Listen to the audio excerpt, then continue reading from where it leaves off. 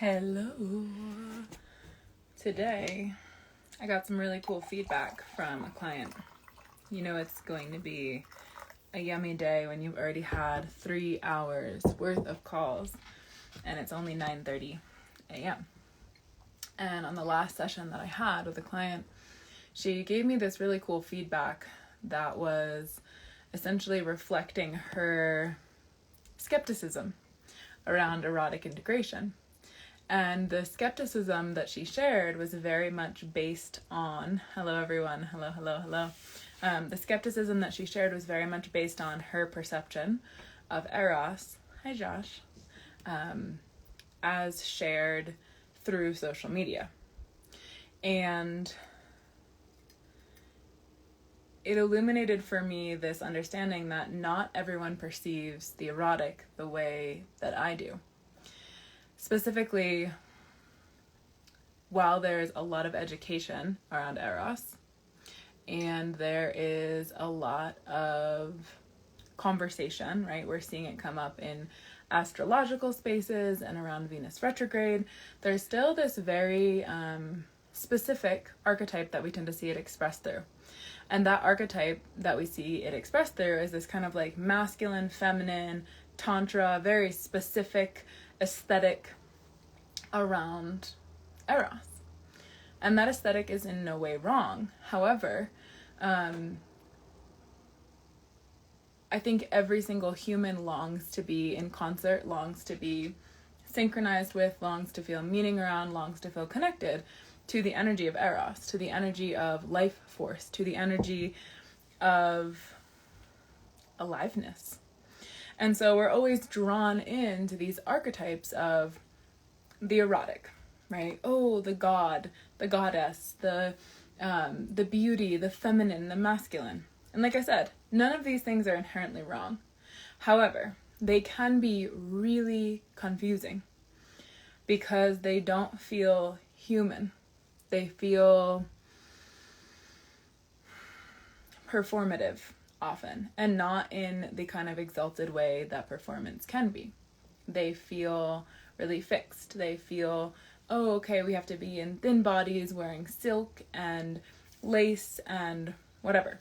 And these things obviously are very sensual to wear, so they feel good. They evoke a feeling of aliveness from the person wearing them, as just one example. But when she said it, the skepticism around Eros and this kind of recounting of seeing a photo, seeing a beautiful photo and then having all this beautiful writing, but not really coming closer to understanding what the erotic is, it brought my mind into this awareness that the erotic seems inaccessible for many people. A connection with Eros seems inaccessible because our conditioning has painted it to look really specific, right? It looks like pornographic films, where the humans are bleached and perfect and tight and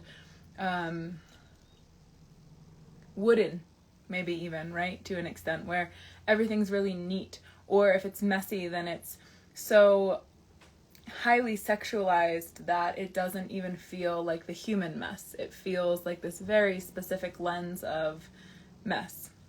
And so as this was kind of all unfolding, as I was listening to her say, I was really skeptical, but I'm also really grateful that I dove in because this is the first time I feel like I can actually relate to the erotic. It feels like the entry points are there for me. It feels accessible. It made me want to jump on here and actually reorient from Eros, the Greek god of erotic love, to Eros as an existence. And that existence, Eros as an energy, let's put it that way instead of an existence. Eros as an energy rather than a god is quite tangible. And I've talked about it quite a bit. And I know that redundancy is important when we're reconditioning, when we're deconditioning, when we're stripping away the layers that we've been told sex needs to look like this, your sexuality needs to look like this is what's sexy, this is what's not sexy. When we are reclaiming those things and stripping them of their conditioning, it's incredibly important that we not just strip them of their definitions, but also that we find our own way to relate to the concept, the energy, the experience.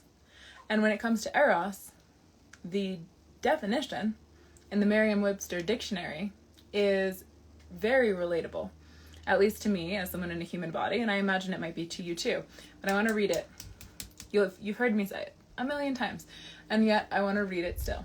And it is Eros, the sum of life-preserving instincts that are manifested as impulses to gratify basic needs. Okay, so that's one. The sum of life-preserving instincts that are manifested as impulses to gratify basic needs. Let's think about basic needs.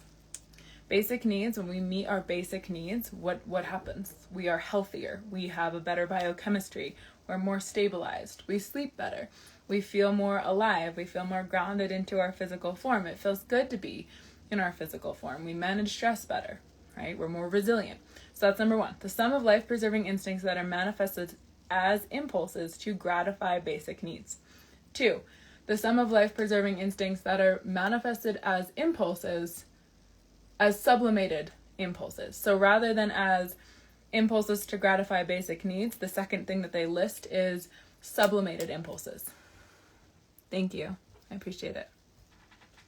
Sublimated impulses. So think about that for a second.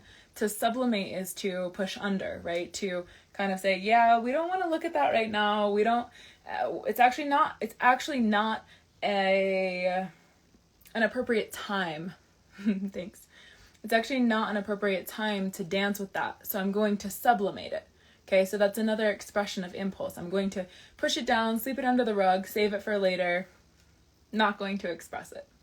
And then the third one they list is, and of course I'm reading the beginning multiple times so you can really feel it, the sum of life-preserving instincts that are manifested as impulses to protect and preserve the body and mind. Now, the entire first module of erotic integration is literally called reorienting to the erotic. Reorienting to the erotic. Why? Because, quite frankly, most of the imagery online, including mine sometimes too, a lot of the imagery online is so saturated with very sensual, very specific archetypes of sex, sexuality, sensuality, and embodiment. And while none of them are wrong, they are really narrow-minded, and they give us this kind of sense that the erotic is intangible. They give us a sense that there is a specific entry point into the erotic. And when we can relate to the erotic, when we can relate to Eros as the sum of life-preserving instincts, first of all, life-preserving instincts that are manifested as impulses to gratify basic needs, as sublimated impulses, and as impulses to protect and preserve the body and mind, when we can actually relate to the erotic that way, it becomes highly accessible. Because all of us know what it feels like to feel hungry. All of us know what it feels like to have to pee. All of us know what it feels like to say, ooh, I'm getting cold, I need another layer.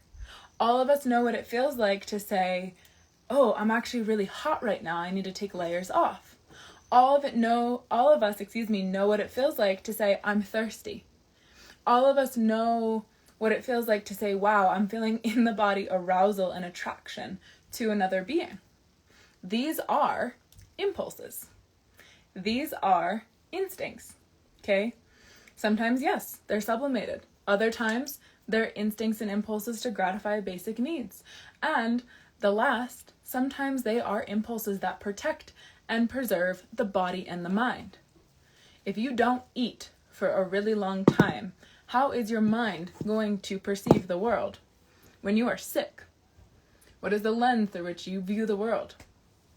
When your needs are not met, when you are sleep deprived for extended amounts of time, do you feel resilient? Okay, so you can really see that, thank you, you too. You can really see that when we start to actually relate to Eros as instincts that are manifested as impulses, we can all relate to it. I'm erotic. You're erotic. We are all connected to Eros. We are fucking conduits. Our bodies, think about an electric conduit, right? What is it? It's something that something moves through. Or a waterway is a conduit, right? My body and your body are conduits for Eros. Eros communicates with us and to us by saying, ooh, instinct. I'm going to communicate that instinct by way of impulse. Okay? Now this is where the reason that sublimated impulses is because sometimes it actually is healthiest to sublimate an impulse. Because sometimes body desire for a human might not be reciprocated. Sometimes we don't get consent. Sometimes it's not actually appropriate, right? And other times we sublimate things because we're afraid of being rejected, so we don't even ask. Other times we sublimate, let's say, self-expression. You might have an instinct or an impulse to express yourself, right? Something moves through you, you have an experience, and you're like, wow, that really imprinted on me, and I would like to express it so that I can move the energy, so that I can be maybe, hopefully, related to by other people. And you might sublimate that. You might push it down, sweep it under the rug because of your conditioning. Thank you so much. I appreciate your compliments.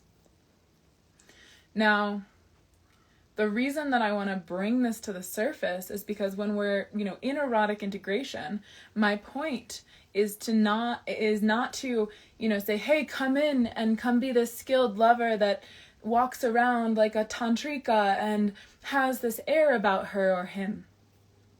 My intention with erotic integration is to integrate, to become one with, whole with, part of our instincts and impulses that are, to quote Merriam-Webster, protective and preserving of our body and mind. To integrate them, to make them part of our experience, to learn to trust them, to learn to say, oh yeah, right now I do need to sublimate that impulse I have to go grab that woman's breasts because I don't think she's going to consent to that. But wow, that might indicate to me that I have a need for contact, for sexual intimacy, right? Yeah, that's when it is healthy to sublimate an impulse. And when we can integrate the erotic and we can understand it and we can learn to be conduits for it in a healthy way, that impulse comes up, and rather than being like, oh my God, I just had the urge to go grab that guy's cock or grab that woman's breasts or whatever, instead of sublimating it and being like, I can't look at that because it's bad and it's shadow, we can be like, cool, I might have a need that's unmet. This, of course, is not the appropriate time. There is not consent, and I'm going to circle back to that. So this is where on so many levels, thanks. On so many levels, my feet are actually pretty gross, but whatever floats your boat. I was just in my greenhouse with them, barefoot. On so many levels, when we can actually integrate, become one with, make it whole in our person, Eros, it's not at all about some kind of aesthetic or some kind of tantric way or some special way of breathing or special way of stroking a cock or touching your pussy. It's about being attuned to what's happening in your body now and learning how to trust it and learning how to see the parallel, the cycles, the rhythms, the feelings, the impulses, the creation, the hunger, the appetites, learning how to see the parallels between what's happening in your own body, in your own experience, and nature. And going, oh yeah, I belong to that system. And I can use my experience and the parallels of nature to connect to something that is bigger than me, to feel the energy of the erotic. And when we can get to this point of acceptance, this point of feeling the parallels of ourself and nature, you know what starts to happen? We start to be really goddamn comfortable in our own skin. Which is not something that is easy to do. because we've been so conditioned that it needs to look a specific way. It needs to look like this. If it doesn't look like this, it's not sexy. It's not erotic, right? This is what our mind tells us. That's bullshit. That's not true. And oftentimes, Eros, through the internet, looks very much like this. And it makes the erotic inaccessible. Because it perpetuates this idea of Eros instead of an embodiment of Eros. Now, I know, because out of the 23 people that have moved through erotic integration with me, it is where we always meet the most resistance. I know that there is resistance and judgment. Thank you. I appreciate that.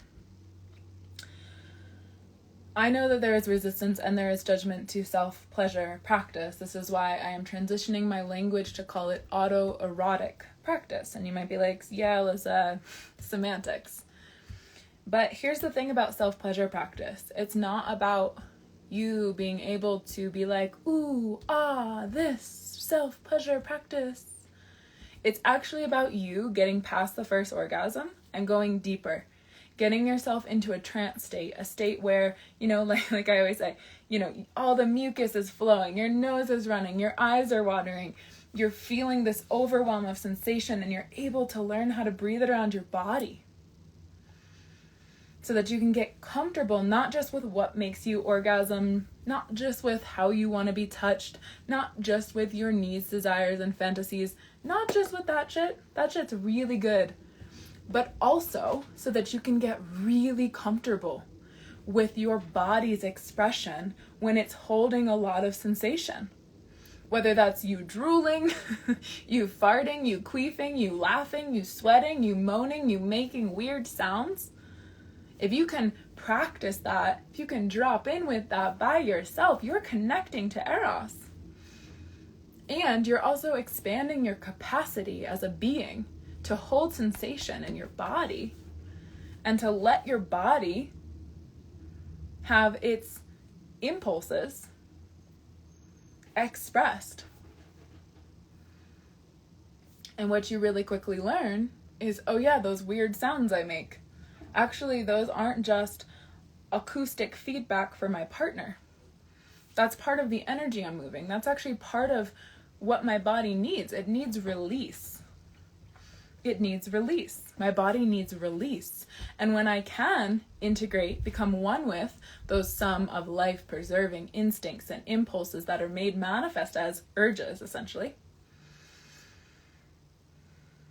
I protect my body and mind, because rather than stuffing down all of the energy that my body needs me to express as a way to move it, when I stuff it down, I end up with migraines. I end up with cyclical vomiting syndrome. I end up with menstrual cramps. I end up feeling really bloated and heavy and disconnected from my own energy. Do I record these?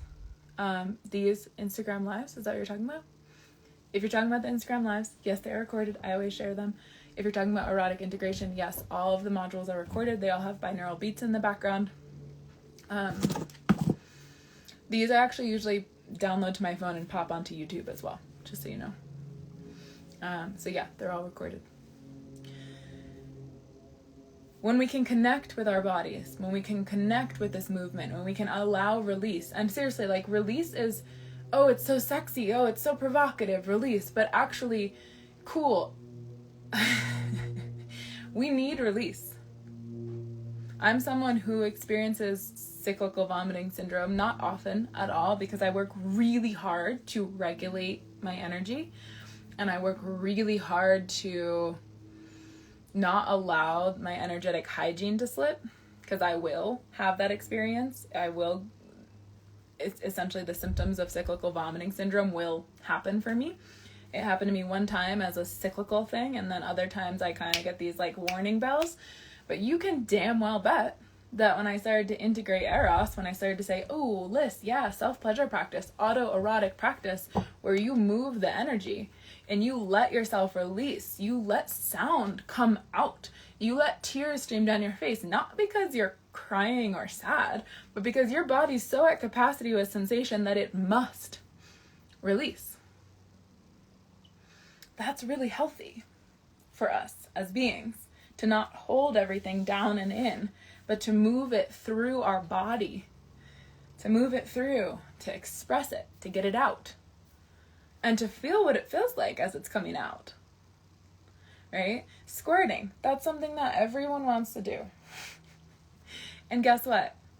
You can't squirt if you're not willing to release, right? If you're not willing to kind of do the same kind of, the Valsalva maneuver almost, where you're pressing down on your pelvic floor like you're having a bowel movement, you're not going to squirt like you would.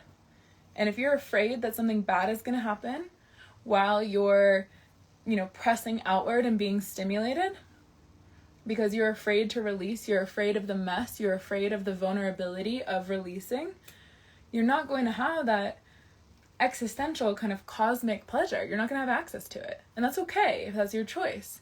But don't for one goddamn moment let fear of release, fear of how you will be perceived, hold you back, because I think I can speak for every single lover who is going to ever watch this when I say that it's beautiful. It is the ultimate act of trust. It is the most erotic thing when someone puts their trust, their body trust, in your hands.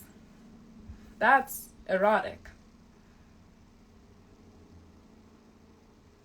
When I say, yeah, I am willing to stick my neck out. I am willing to be seen in the vulnerability and the mess of release, of pleasure, of losing it. And my bad for going almost an entire 7 months since I started erotic integration without having this conversation. I have a not necessarily bad habit, but I'll call it a bad habit of projecting my own values onto the world and onto how I perceive people perceiving what I perceive. I'm learning. The Eros that I am connecting you with is not the Eros of the masculine, feminine world. The Eros I'm connecting you with is an Eros that says, unify the masculine and the feminine in you as an individual, so that in any given moment you can show up in your truth, embodied in both, understanding how they imply each other. Understanding how one moment might call for the feminine and the other the masculine, and they both live in you and you're comfortable with both of them, so breathe the fuck open. Speak what you need. You don't need to play sly games of manipulation. Name what you need and then be willing to receive when it gets handed to you.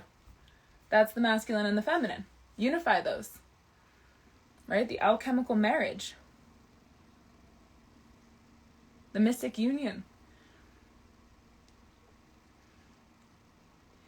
When you do autoerotic practice, you're going to be holding a container for yourself. That's masculine. Holding a container so that you can lose it. You can dissolve into nothingness. You can go into the trance state that is absorption, where time and space folds and you are just consciousness. You need a container for that. You need time, you need safety, right? And so you can see how all of a sudden we're not playing this game of masculine or feminine. We're not playing this game of good or bad. We're playing a game where opposites imply each other. And you're honing the capacity to hold the sensation that says, yeah, these things do imply each other, which is a lot of sensation because there's paradox there. But let's not get lost in that. Right? That's something you'll feel bloom in your body as an awareness as you do these practices, as you listen to the modules. The whole first module of erotic integration, and we're going to move through it. Y'all, I am so stoked. Seriously, I am. I'm so stoked to offer this as a group course that is super accessible. $731 if you sign up before September 1st for 8 weeks of calls, for over 12 hours of modules, for 7 energy experiments, for these workbooks. You want to get into this? Get into this now.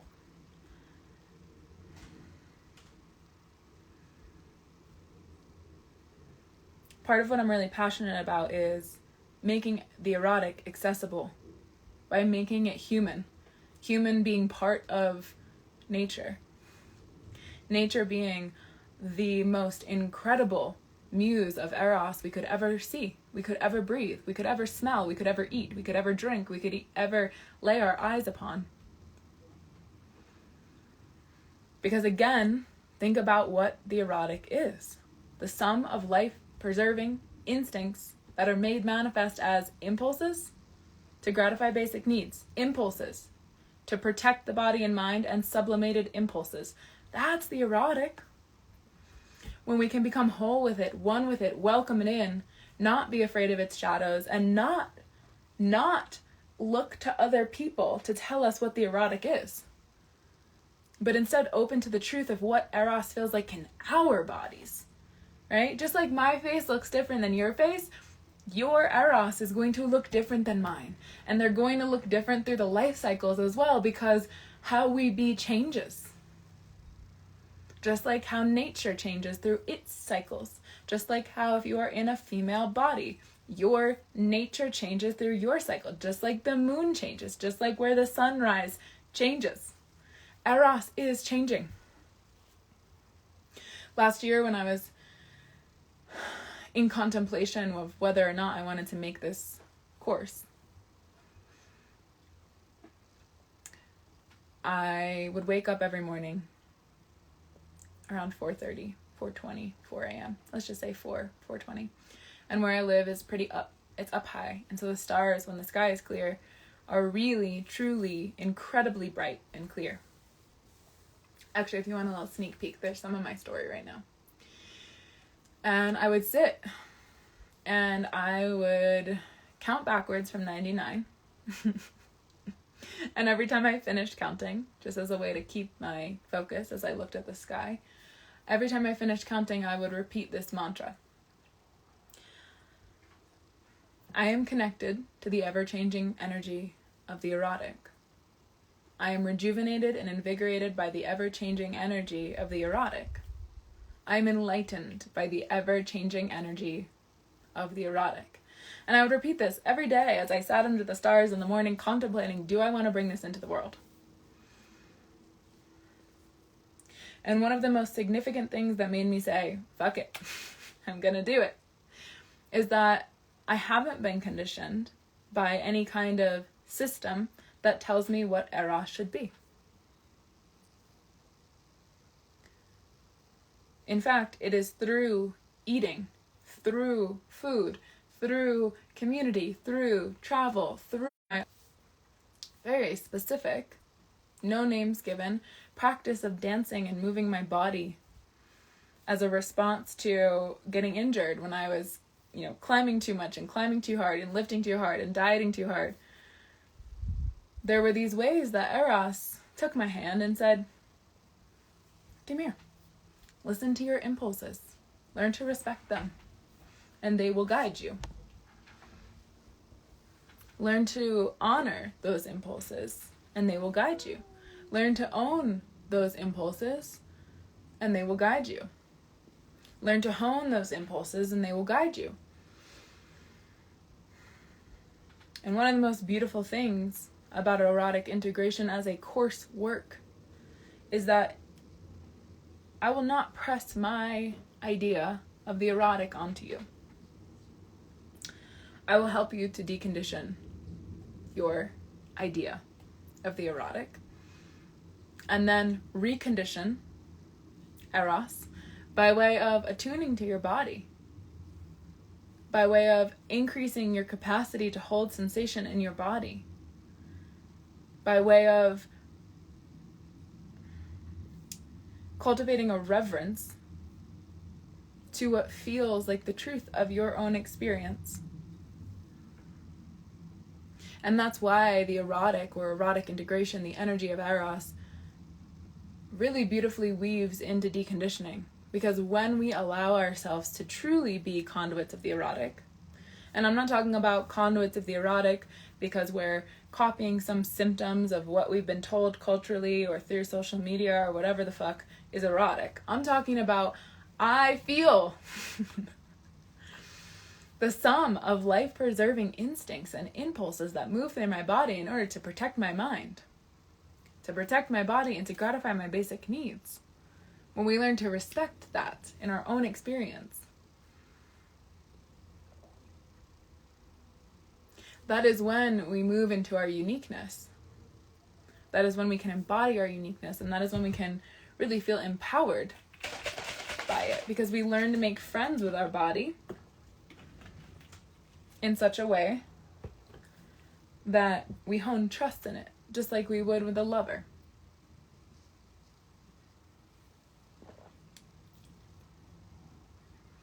Yes? So what the fuck is Eros?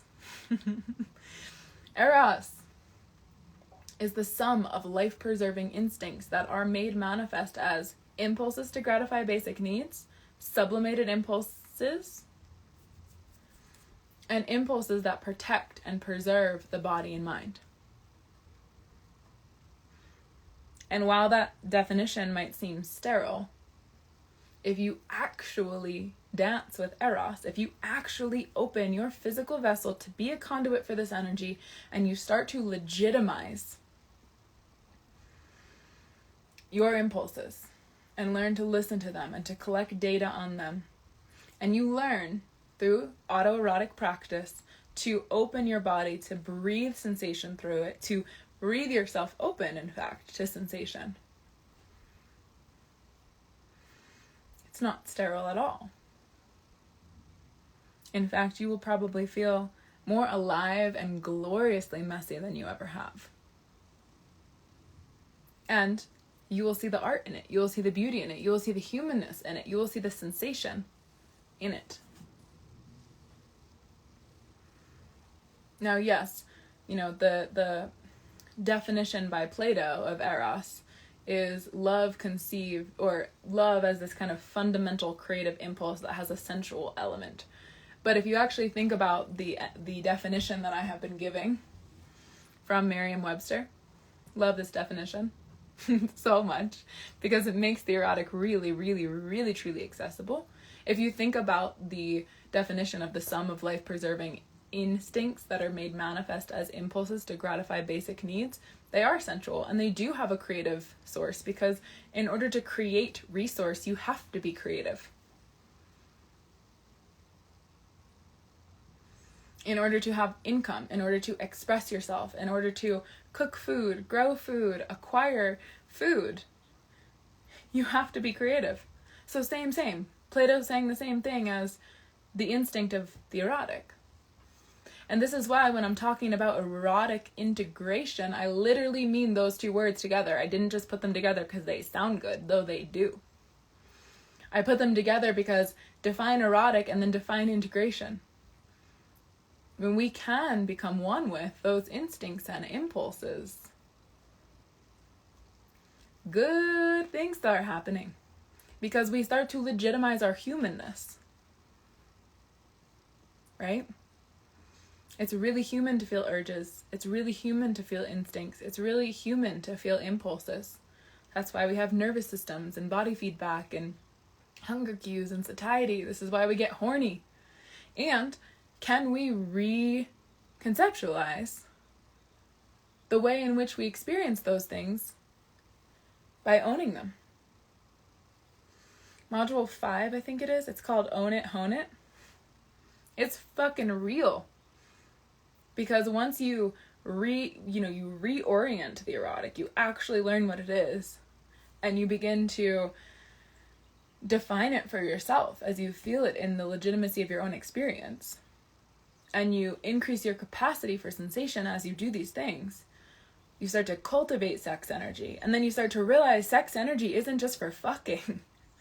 Sex energy is not just for sex.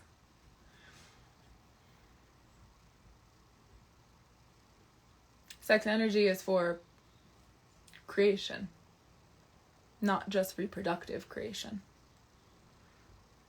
And that might sometimes look like the creation of new patterns and habits in our mind, the repatterning of ways of thinking and being. That might look like cooking an incredible dinner for your friends. That might look like singing. That might look like starting a business. at some point I'll share my really personal kind of experience of the last year that will probably go on till about January. I would love to come to your nude beaches in Mexico. I really would. I love nude beaches. They're so epic. And honestly, just being nude with humans in spaces of nature is always epic because it's highly sensual. But at some point I'll share the kind of partitioning of erotic energy that I have been using for the last year to create this course and to express in the way I have been, and how part of my decision for this coursework was actually a life circumstance that was kind of shitty, to be honest, and I'll share it when the time is right because it's not entirely my story to share. But kind of a shitty life circumstance that popped into my world. And as this kind of shitty life circumstance popped in my world, I said, this is just another synchronicity that is guiding me toward using my sex energy to create this course, to express around it, to learn to hone my erotic energy by owning it, rather than by kind of being like, I don't know, is this okay? I'll just make some creative photos and writing. Eros saved my ass. Seriously, I know that sounds really dramatic. It is dramatic. It feels dramatic in my own experience. It did. It saved my ass. How? It connected me to my sensual body. It alerted me to the fact that my conditioning that there was something wrong with sex was part of what was creating a disordered eating, a sublimation of my sexual energy. And, you know, part of my first experiences with Eros were through my menstrual cycle. And through this insane amount of sex energy in my body that I was choosing to sublimate because I didn't know how to move it. I never want anyone to feel that again. In module 1 of erotic integration, I talk about how wouldn't it be epic if a parent or a guardian or a teacher or a person said to you as you're about to go through puberty, hey, there is going to be this grand power that expands through your being. Learn to use it. Learn to respect it. Learn to hone it. Learn to see it. Learn to integrate it. Learn to be reverent to it. Can you imagine how we would be as humans if that was how we were introduced to Eros? And that's the fun part here, right? There are so many parallels of the erotic. We can talk about it as a god, as an energy, as a biochemistry, as nature, as cycles, as seasons. And that's why when we actually integrate the erotic, it goes from being this kind of monster under the bed to our best friend, to the energy that we call upon to animate us when we feel like husks of a human because we get disoriented from the energy that keeps us alive. Yeah? So what is Eros? One more time. The sum of life-preserving instincts that are made manifest as impulses to gratify basic needs, as sublimated impulses, and as impulses to protect the body and mind. Eros. When we confine the erotic to the bedroom, we do ourselves a disservice because we sever our connection to all the time power that is hungry to flow through us, that needs a vessel to animate. Think about a seed. You ever see a little tiny cabbage seed? You put that thing in the ground, you water it, give it some sunlight. What energy is it that makes it push upwards into this large cruciferous? In my opinion, it's Eros. That's a fucking miracle.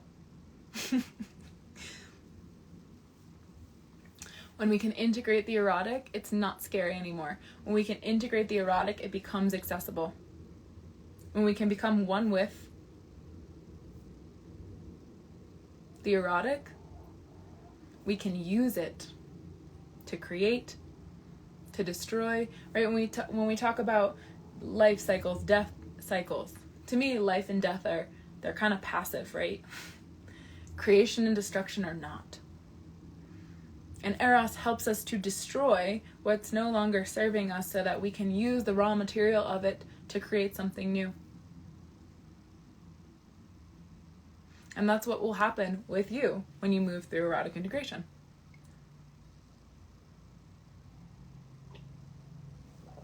Now, in closing out here, first I want to ask, does anyone have questions? And while I give time and space for questions, I want to share some details of erotic integration as a group course. So, number 1, we will begin September 21st. So you can enroll in erotic integration until September 20th. Okay, enrollment will be open until September 20th. Enrollment will close on September 20th. Yes, you can still, not to make this confusing, but you can still work with me one-on-one, and we can have erotic integration as part of the curriculum of working together one-on-one. But if you're like, hey, I want to do group course, I want this to feel really accessible to me financially, then you have until September 20th to enroll. September 21st, access to the course materials opens. That means you can dive headfirst into erotic integration. You can start listening to the modules, you can start downloading the workbooks, you can start your autoerotic practice that you will be equipped with resource to do. There's a whole 2.5 hour video. There are modules on it. There are literally guided audios for it. Okay, so we start September 21st. Yes, I very purposely made this align with the autumnal equinox. September 21st, we begin. Why did I make it align with the autumnal equinox? Because there is a real legitimacy to the cycles of the year. And I'm sure that everyone here feels that in their own experience. But if they don't, humor me.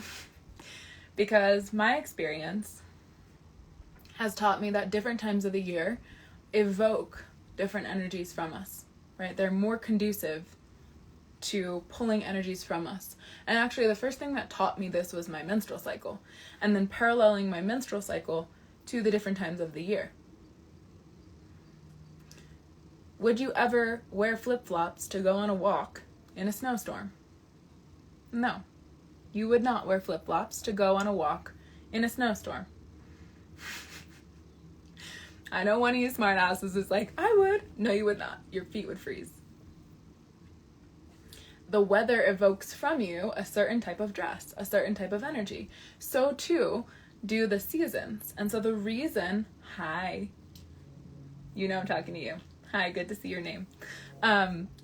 The reason that I'm opening erotic integration on the autumnal equinox is because that is when the veil starts to get thin. The days start to get longer. There's more long shadows. The sun, comes down from rising really far north and it starts to trend south, right? The days get shorter. We start to trend toward more darkness. We start to trend toward more of this kind of internal gaze. It's not entirely internal yet, but we trend that way as soon as the equinox hits. And what I have learned from my own self-pleasure practice, from my own autoerotic practice, is that autumn and winter are the times that you really want to be diving into this stuff, because this is when we start to go into those subconscious realms. Think about Halloween, right? Think about how we dress up, we erotically express impulses through our persona, through our costume. Yeah? So the reason that this runs from September 21st until November 13th is so that you can really hone this energy and get into the pattern of going inward. Get into the pattern of using sex magic. And when I say that, all I mean is that you are moving an immense amount of energy in how I'll teach you to breathe into your body, how I will teach you to open to sensation, how you will learn by trusting the legitimacy of your own body's instincts and impulses, how you'll learn to hold energy in your body. And when you can hold energy in your body in that absorptive trance-like state, you can see things different.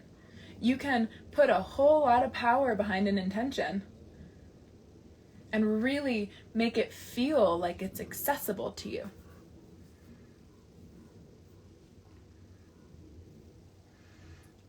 The energy of Eros is the energy of life force. So think about when you invest life force into an idea or an intention. It's like putting money in your bank account. So we'll start that process right around the time where we go internal anyways. And that way, by the time we finish the course on November 13th, which you will still have access to the coursework for 6 months after that. I might leave it open forever. I might not. I'm not sure. It kind of depends on participation. For now, we're going to say for 6 months after that. Maybe it'll be a year. Maybe it'll be for life. I don't know yet. When you go internal like that and you start honing that energy around the autumnal equinox and you bring that through the winter solstice, you're going to emerge in the spring with a lot more clarity, a lot more magnetism, a lot more ease around the attraction of what you're pulling towards you. Because when do you feel your impulses, your urges, when do you feel those the most? Usually in the spring, the vernal equinox. So imagine starting at the polarity point of spring equinox, September 21st, the autumnal equinox. Imagine getting into this energy, getting comfortable with this energy, devoting yourself, committing yourself wholeheartedly to a practice where you connect with Eros and you move Eros through your body and you learn how to legitimize, you learn how to cultivate, you learn how to trust, you learn how to integrate the instincts and impulses that are there to help you meet your needs, protect your mind, protect your body, and move creative energy. Imagine what spring's going to feel like for you when you have been devoted, committed, a disciple, disciplined enough to be a disciple in regard to Eros. Think about how you're going to feel by spring. When those impulses start to come to the surface of your skin and you start to express them and that hunger starts to bloom in you and you're ready to create something new.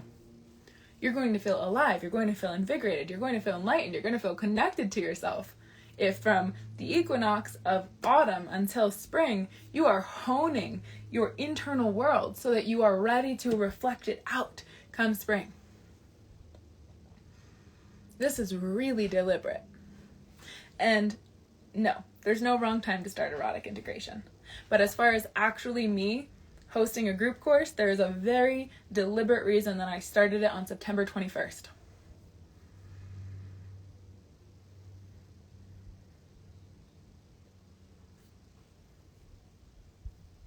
So, I'd love it if you join me. Logistics-wise, we start on September 21st. We will have a weekly group session at 4 p.m. on Mondays. 4 p.m. Mountain Time on Mondays, 6 p.m. Eastern. Those of y'all who are in the European time zones, it will be late at night for you, but you can watch the recording or you can join us. I've had that before, where it's like literally middle of the night and someone's like, yeah, I really wanted to come. I'm like, yeah, that's dedication. That's awesome. So Monday evenings, we'll have our group session. And what that will set you up for perfectly is to have a whole week to move through the modules, which are audio. That way, you can have them up on your phone. You can have an app. There's an app that will let you play them on your phone. You can lock your phone, put it in your pocket. All of the audio modules have binaural beats behind them so that they keep your focus, so they keep your attention, so that you feel that the words evoke from you a response. The point of the modules isn't just to talk at you. The point of the modules is to evoke epiphany as you reflect on your own experience and whether that experience actually serves you or not. Earlier when I was talking about how it's actually a benefit that I have not been conditioned by any system of education around sexual education, or, you know, I've never worked with a practitioner around sex or sexuality. I just have my own experience. Yes, I've been conditioned by the multi-orgasmic couple, Mantak Chia's work, Dr. Christine Northrup's work. But as far as actual eros and creativity and sexuality go, it's just my own experience conditioning me. And I like that, because there's no dogma I will press on you aside from please trust the legitimacy of your own experience. And what you will learn every single week is you will go through the module, you will do the listening, you will tune in. You know, I always say to people, listen while you're walking, listen while you're on a walk. You know, I'd love it if this is something you do where, let's say we have session on Monday, you take Tuesday to reflect, Wednesday, Mercury Day, you get into the acoustics, you get into the learning, the listening, you're in the module, you're listening to it. You know, Thursday, Friday, you take time, space to do your autoerotic practice, to move through some of the workbook, to do some of the stream of consciousness exercises, which are voice memoing exercises. You practice your autoerotic pleasure once on the weekend, and then I'll see you again Monday. And we do that for 8 weeks. You emerge from those 8 weeks a different human. A human who trusts their body, who learns their appetites, who understands their body feedback. It's yummy. September 21st, we begin. Enrollment is open until September 20th. If you want it for $100 less, $99 less, enroll before the 1st of September for $730 total. Total. $730 total. That's less than $100 a week. And like I said, you will have extended access to the modules. And by the time you emerge from the actual practices, from the coursework, you will have an entirely new way of meditating, of grounding into your body, of increasing your confidence. You will be different in the bedroom.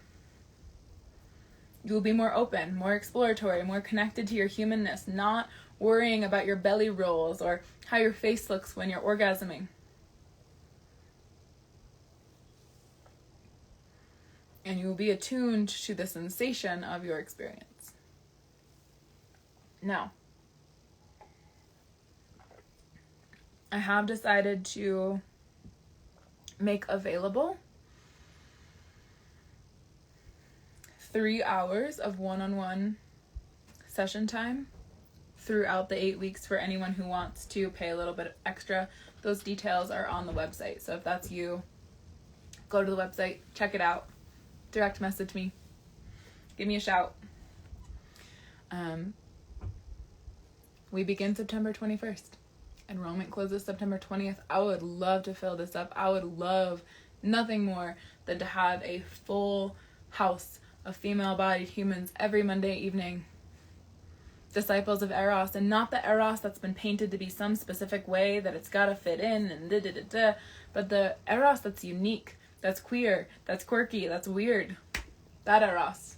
Disciples of that Eros. Alright? Thank you all who joined.